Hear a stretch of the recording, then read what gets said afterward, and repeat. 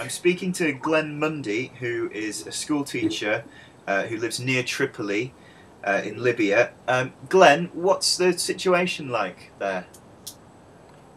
Well, I can best describe it as very, very tense.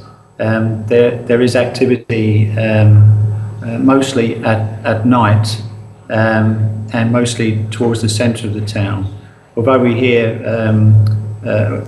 very many rumours, but certainly there has been at night gunshots and perhaps difficult to say, but some minor explosions in certain parts of the city.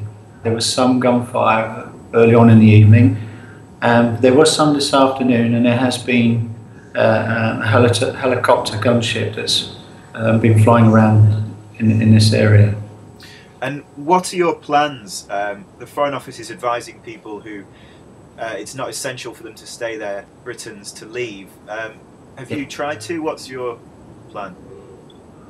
Well, plan is obviously we were first of all advised by the British Embassy and the government website to go to the Tripoli airport to buy commercial flight tickets to get out of the country.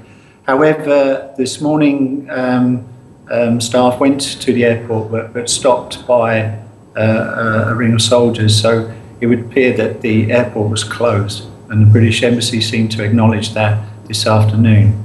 However, at the same time, we've heard that some of my teachers who've been were there earlier may have got out took flights to Tunisia or possibly Malta, but certainly no European flights today. And British Airways has said they're not coming today because of the risk to air crews. We don't know what's going to happen beyond now. What we're hoping for is that the embassy of Britain and other embassies are thinking about the foreign nationals here who could need to be probably evacuated, certainly if the airport remains closed, that something has to be done. I mean, are you worried at all about the fact that it seems you can't get out at the moment?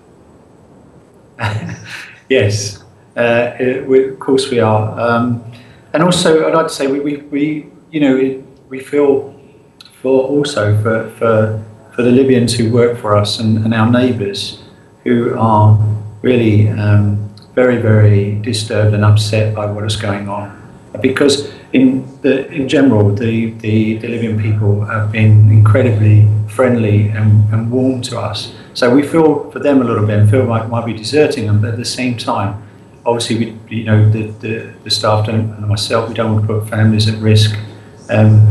We want to get out because we just don't know what is going to happen. There's been a lot of reports of mercenaries hired by Gaddafi's regime. Roaming the streets is one rather emotive way perhaps it's been put, but have you seen any evidence of that? No, not directly at all. I don't know. I certainly do know that soldiers of some kind, whether they're Libyan or otherwise, have been in the centre of the city and probably are responsible from some of the witness accounts that we've had for some injuries and possibly deaths. You mentioned those witness accounts. How have you got those accounts? Is that from speaking to friends, and what have they witnessed? Well, they're fairly accurate, these accounts, because one or two of the people actually live or are being required to live at the moment right near the centre and have witnessed some of these things. Okay, and what have they reported back without wanting to be sort of too graphic?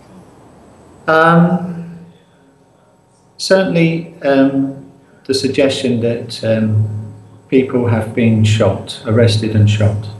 Okay. But as I say, that's a second hand. Okay. But it's a reliable witness.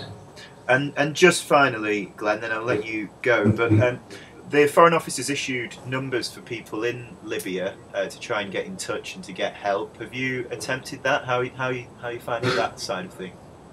Yeah, I have today. I was a bit disappointed that the the British embassy here closed very quickly without informing us. As I say, there is a skeleton staff based in town, but very difficult to get hold of. So, you know, we were disappointed in the sense that we needed advice. Certainly the advice on the websites becomes quickly, out of date. And, you know, we need to be informed better. And really, we feel as if a little neglected. And certainly seems to be that other embassies or nationals are organising quicker. Or actually, the main thing that is just wanting to know what is happening, or what are they actually planning to do to evacuate us from Tripoli. Okay. Well, all the best, Glenn, and thanks very much for talking to us. Thank you.